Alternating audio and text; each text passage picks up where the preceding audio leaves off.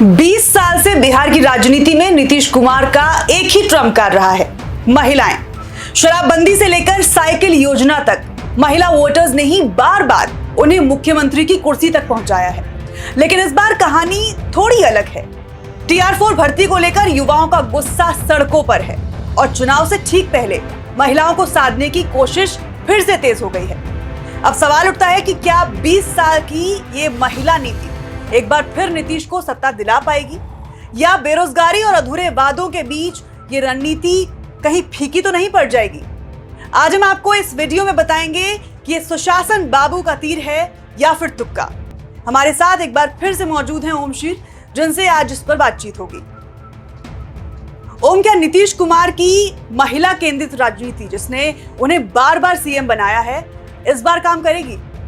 बिल्कुल, देखिए, क्योंकि जिस तरीके से अगर हम पूर्व के चुनाव को देखें और इतिहास को खंगालें तो इससे ये पता चलता है कि महिलाएं नीतीश कुमार के काफी करीब रही है। जो महिला वोटर्स होती हैं वो उनका वोट अधिकतर नीतीश कुमार को मिला है, और एक खासा प्रभाव इसलिए भी रहा है क्योंकि आरजेडी का जो वो शासनकाल था, जो जिसको जंगल राज एनडीए वाले बताते हैं, उसमें जिस तरीके से महिलाओं पर जो तमाम तरीके के अत्याचार हुए, उससे कहीं ना कहीं महिलाएं नाराज रहती हैं। इसको लेकर एक जो सुशासन बाबू की छवि जो नीतीश कुमार की बनी है, उसको लेकर महिलाओं का वोट जाता है। और इस बार का वोट महिलाओं का इसलिए संशय में है क्योंकि देखिए, महिलाओं की और युवा की राजनीति प्रशांत किशोर भी कर रहे हैं, तेजस्वी यादव भी कर रहे हैं, और नीतीश कुमार का एक खासा वोट बैंक है ही। लेकिन अब सवाल यहाँ पर ये उठता है कि आखिर अगर ये तीनों जो गठबंधन है, चाहे हम वो प्रशांत किशोर की जो अकेले जो पार्टी जो चुनाव लड़ रही है, या फिर महागठबंधन की बात कर लें, वो भी अगर महिलाओं और युवाओं की बात कर रही है, तो क्या नीतीश कुमार के वोट बैंक में फर्क पड़ेगा? वो भी इसलिए ये सवाल उठ रहा है क्योंकि देखिए, एनडीए ने तमाम अपनी योजनाओं को सामने रखा है। चाहे महिलाओं को रोजगार के एवज में जो तमाम वेतन देने हैं और तमाम तरीके की चीज़ों की जो घोषणा हुई है, उससे कहीं ना कहीं महिलाओं में उत्साह उमंग तो है ही। लेकिन सबसे बड़ा सवाल यहाँ पर अंजलि ये हो जाता है कि जो एक बिखराव है, जब से प्रशांत किशोर की एंट्री हुई है बिहार की राजनीति में, वो बिल्कुल पॉजिटिव एक पॉलिटिक्स करने के लिए और पॉजिटिव एनवायरनमेंट बनाने की कोशिश महिलाओं के लिए और युवाओं के लिए कर रहे हैं। और युवाओं और जो पलायन का मामला है, एक तो रोजगार और पलायन का जो मुद्दा उठाते हैं प्रशांत किशोर हमेशा से, तो वो कहीं ना कहीं जमीनी स्तर पर दिख रहा है। इसलिए ये कयास अब लगाए जाने लगे हैं कि इस बार नीतीश कुमार के लिए इतना आसान नहीं होगा कि वो महिला वोट बैंक को लेकर चल पाए। अब ये आने वाला वक्त बताएगा कि जो योजनाओं की घोषणा नीतीश कुमार ने किया है, उसका क्या प्रभाव पड़ता है। क्योंकि जिस तरीके की योजनाओं का वो घोषणा कर रहे हैं, उसको लेकर तमाम विवाद भी हो रहा है। हमने पूर्व के दिनों में देखा जिस तरीके से उन्होंने TR4 का जो जिक्र किया, उसकी घोषणा की थी कि उनकी नियुक्ति होगी 1,20,000 पदों पर, उसको लेकर भी तमाम विवाद चल रहा है। तो अब आने वाला वक्त बताएगा कि ये जो सारे मुद्दे हैं वो धरातल पर, और ये सारी जो योजनाएं हैं वो धरातल पर अगर उतरा है, तो क्या महिलाएं इससे प्रभावित हुई हैं या नहीं हुई हैं, युवा इससे प्रभावित होंगे या नहीं होंगे, और नीतीश कुमार को इसका फायदा मिलेगा या नहीं मिलेगा, ये आने वाला वक्त बताएगा। बिल्कुल, इसी के साथ एक ये भी चीज देखी जाती है कि 20 साल के शासनकाल के बाद, 20 साल एक बहुत लंबा शासनकाल रहा है नीतीश कुमार का। अब इसका दूसरा पहलू ये भी है कि 20 साल में समय बदला है, जनरेशंस बदली हैं, तो क्या महिलाओं और युवाओं का भरोसा अभी भी पहले जैसा है, या वो भरोसा अब टूटता हुआ नजर आ रहा है?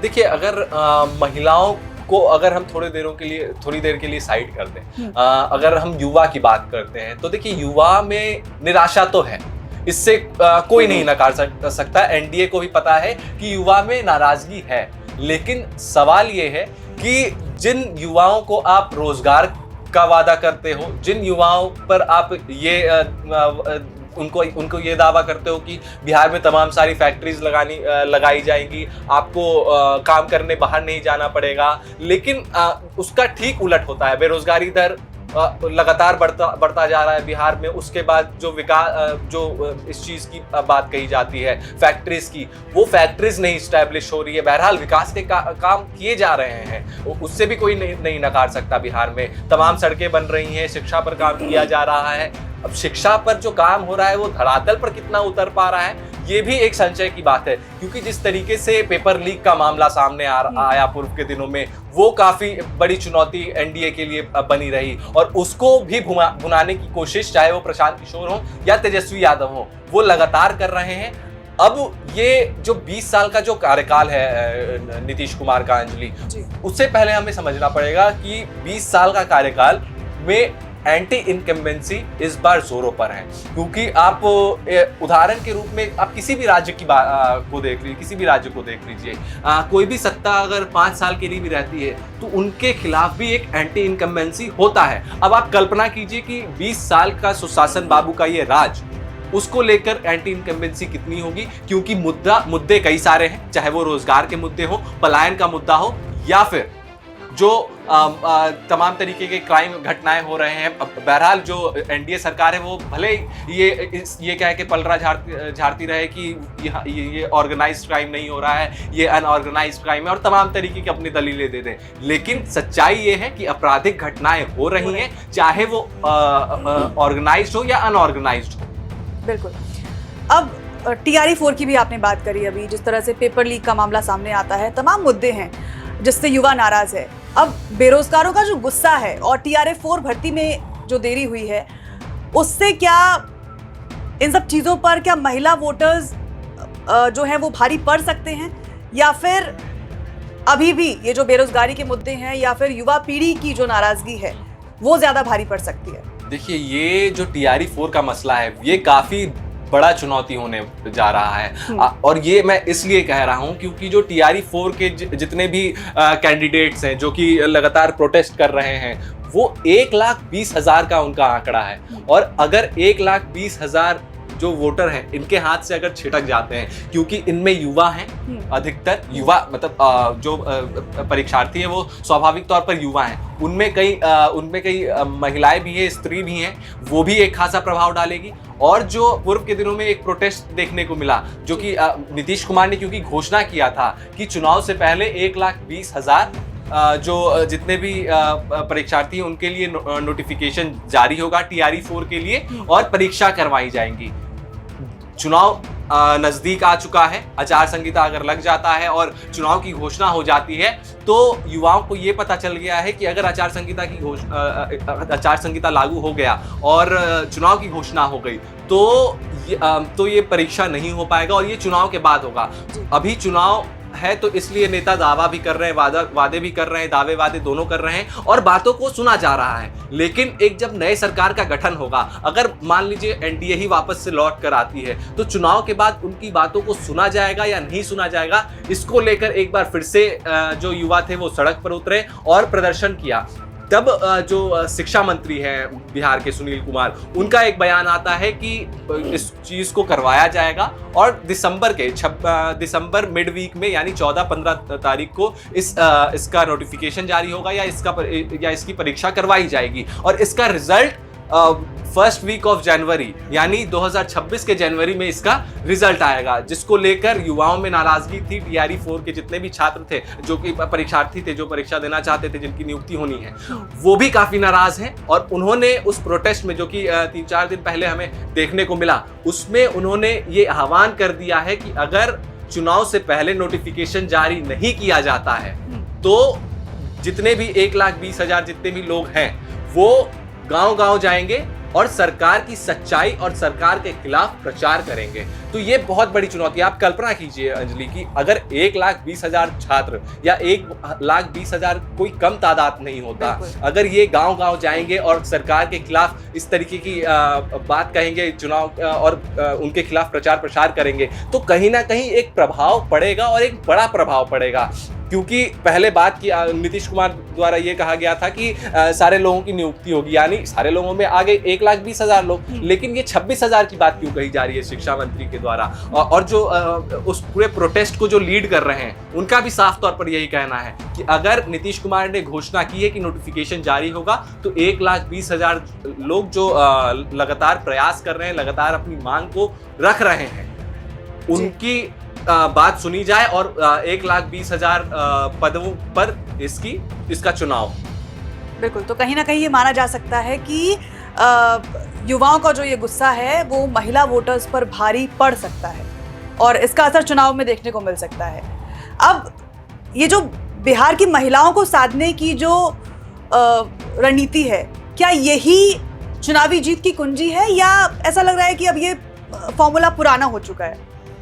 देखिए, महिला वोटों की जो लड़ाई है वो हर चुनाव में सारे दल करते हैं, क्योंकि एक महिला वोट बैंक एक ऐसा है जो कि साइलेंट भी रहता है और वो नहीं, किसी को नहीं पता चलता अगर एन मौके पर किसी और के तरफ स्वीप कर जाए वो चीज।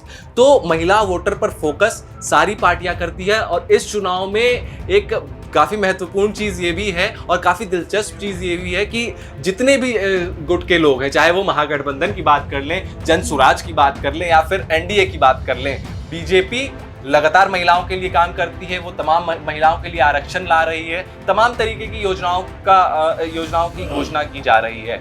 लेकिन प्रशांत किशोर ने जिस तरीके से पिछले 3 सालों में अपने जमीन को मजबूत किया है, वो कहीं ना कहीं चिंता बढ़ाने वाला सबब अब भारतीय जनता पार्टी और नीतीश कुमार जेडीयू के लिए हो चुका है। अब सवाल ये है कि देखिए, ऐसा नहीं है कि काफी ज्यादा मात्रा में महिलाओं के वोट शिफ्ट हो सकते हैं। अभी अंदाजा यही लगाया जा रहा है कि जो महिलाओं के वोट्स अगर 100% मिलते हैं, एक अनुमान लगाया जाए तो अगर 100 लोगों के मिलते हैं, 100% की बात नहीं करते हैं, अगर 100 महिलाओं के वोट अगर एनडीए को मिलते हैं तो उन 100 वोटों में से 20 वोट या 30 वोट तो शिफ्ट होंगे ही या और बटेंगे ही, चाहे वो आरजेडी के खेमे में बटे या फिर प्रशांत किशोर के खेमे में बटे। तो ये जो 30% का जो फासला है ना अंजलि, वो भी काफी ज्यादा महत्वपूर्ण है, क्योंकि आप ये समझ के चलें कि युवा इस बार भारतीय जनता पार्टी हो या फिर नीतीश कुमार हो, उससे बहुत ज्यादा निराश है और इस बार तेजस्वी यादव को युवा सपोर्ट कर रहे हैं। और आए दिन हम लोग खबर भी दिखा रहे हैं, आए दिन हम लोग यंग भारत न्यूज के तरफ से हम लोगों ने तस्वीरें भी दिखाई है युवाओं की और उनके आवाज भी बनने की हम लोगों ने कोशिश किया है। तो अब देखने वाली बात ये होगी कि क्या युवाओं के लिए और जो ये TRE-4 का जो ये पूरा मसला है उसको सुलझा पाने में नीतीश कुमार सफल होते हैं या नहीं होते, बिहार सरकार सफल होती है या नहीं होती है, और ये जो परीक्षा है उसको चुनाव से पहले करवा लिया जाता है या नहीं करवा लिया जाता है। क्योंकि अब कहा यह जा रहा है कि अक्टूबर मिड वीक तक या फर्स्ट वीक तक चुनाव आयोग घोषणा कर सकता है चुनाव का। अब अगर चुनाव की घोषणा हो गई तो फिर परीक्षा अगर नहीं हुआ चुनाव से पहले तो एक बड़ा खामियाजा बिहार सरकार को यानी एनडीए को भुगतना पड़ सकता है। बिल्कुल। अच्छा ओम, अब आखिरी सवाल आपसे कि नीतीश कुमार की ये महिला वोटर्स वाली स्ट्रैटेजी ये क्या साबित होगी, तीर या तुक्का? देखिए, महिला वोटर्स की अगर हम बात करें नीतीश कुमार को अगर लेके, तो पूर्व के दिनों को अगर देखा जाए तो उनके लिए ये हमेशा तीर ही रहा है। लेकिन इस बार का क्या ये तीर तुक्का में तब्दील हो जाएगा? क्योंकि अभी के जो समीकरण बन रहे हैं वो तो ऐसा लग रहा है कि तीर तो नहीं ही है, क्योंकि जिस तरीके से महिलाओं में नाराजगी है और जिस तरीके से युवाओं में नाराजगी है, तो वो कहीं ना कहीं चिंता बढ़ाने वाली बात तो है। अब तीर है या तुक्का? तीर नहीं है, इसका तो खुलासा हम लोगों ने कर दिया और सारे तथ्यों के साथ हम लोगों ने हमारे दर्शकों को बताया भी। लेकिन क्या ये तुक्का है, आज हम दर्शकों पर छोड़ते हैं। हमारे दर्शक बताएं कि आखिर जो ये महिला वोट की जो बात कही जा रही है, क्या इस बार भी नीतीश कुमार को मिलने जा रहा है? ये एक बहुत बड़ा सवाल है। क्या ये नीतीश कुमार का तीर होने वाला है इस बार का या तुक्का? बिल्कुल। तो अब ये फैसला हम अपने दर्शकों पर छोड़ते हैं। ओम, बहुत बहुत शुक्रिया हमारे साथ जुड़ने के लिए। 20 साल से महिला वोटों ने नीतीश को ताकत दी है, क्या इस बार भी वही दोहराएगा इतिहास या बेरोजगारी और अधूरे वादे इस तीर को तुक्का बना देंगे? तो दोस्तों, ये थी आज की सियासी बातचीत। अब फैसला साफ है, जो चला निशाने पर बैठा वो था तीर, और जो बेकार हवा में उड़ गया वो निकला तुक्का। यही है बिहार की सियासत का असली खेल, तीर या तुक्का। हम कल फिर मिलेंगे नेताओं के नए दाव और नए जमूलों के साथ। तब तक देखते रहिए, पूछते रहिए और सोचते रहिए, आपके हिसाब से कौन सा बयान है तीर और कौन सा तुक्का। बाकी एपिसोड्स के लिए देखते रहें YBN बिहार। अगर आपने अभी तक इस चैनल को सब्सक्राइब नहीं किया है तो जरूर कर लें, वीडियो को लाइक एंड शेयर करें और देखते रहें YBN बिहार। नमस्कार।